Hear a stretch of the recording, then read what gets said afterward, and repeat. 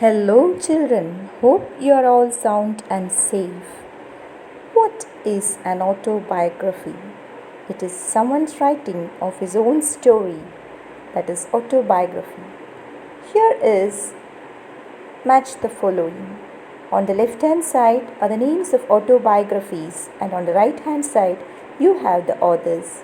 You have to match the autobiographies with the authors. We will discuss the answers at the end of the session.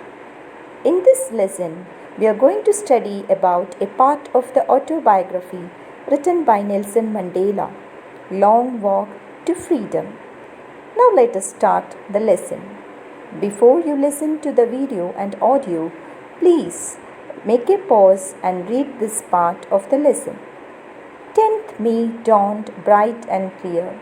For the past few days, I had been pleasantly besieged by dignitaries and world leaders who were coming to pay their respects before the inauguration. That would be the greatest gathering ever. The ceremonies took place in the lovely sandstone amphitheatre.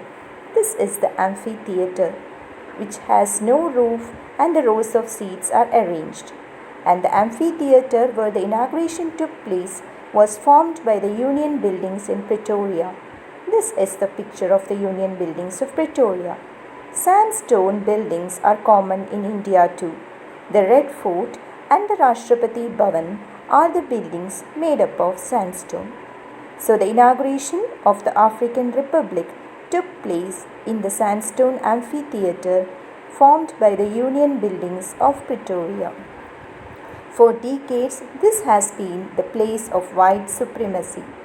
On that lovely autumn day, Nelson Mandela was accompanied by his daughter Zenani, and on the podium was Mr. de Klerk, who was sworn as the second deputy president. Thabo Mbeki was sworn as the first deputy president.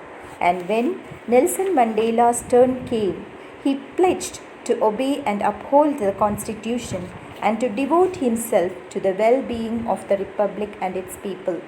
To the assembled guests and the watching world, he said the following speech. This is a part of the speech that he had told.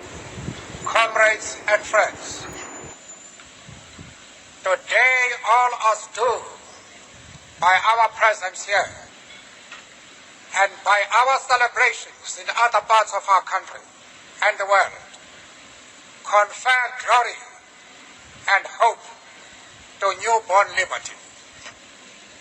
Out of the experience of an extraordinary human disaster that lasted too long, must be born a society of which all humanity will be proud.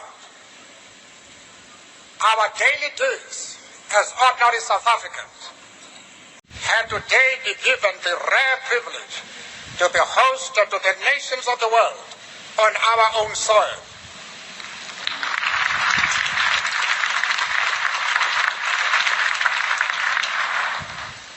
We thank all our distinguished international guests for having come to take possession with the people of our country.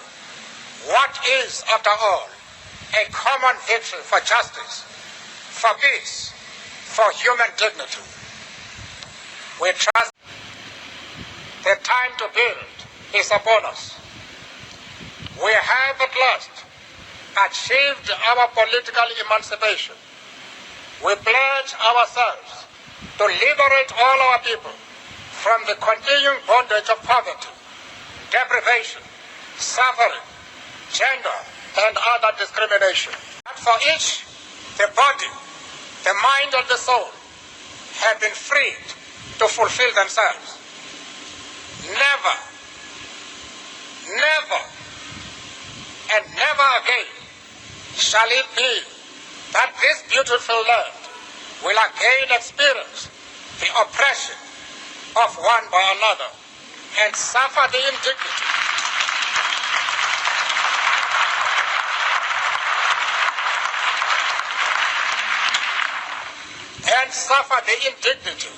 of being the skunk of the world. The sun shall never set on so glorious a human achievement. Let freedom reign. God bless Africa. This is the speech that you had heard just now. Read it once again. Now, the next part of the lesson.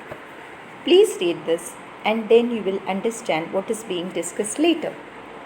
A few moments later, we all lifted our eyes in awe as a spectacular array of South African jets, helicopters, and troop carriers rode in perfect formation over the Union buildings.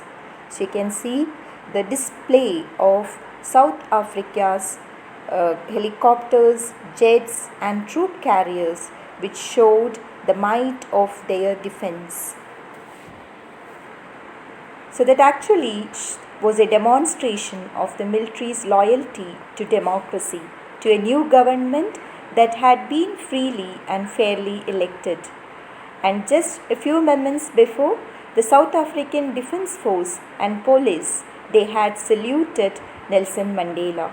And there was a chevron of Impala jets that left a smoke trail of the black, green, red, blue and gold of the South African flag.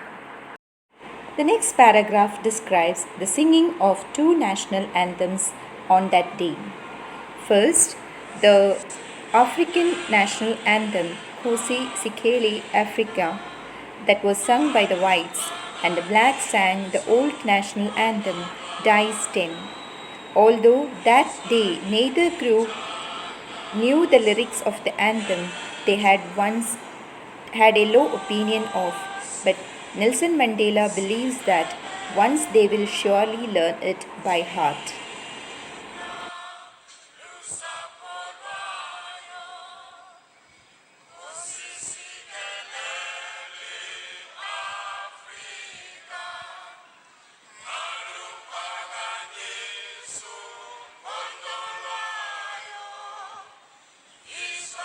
Thus, we have come to the end of this module, children.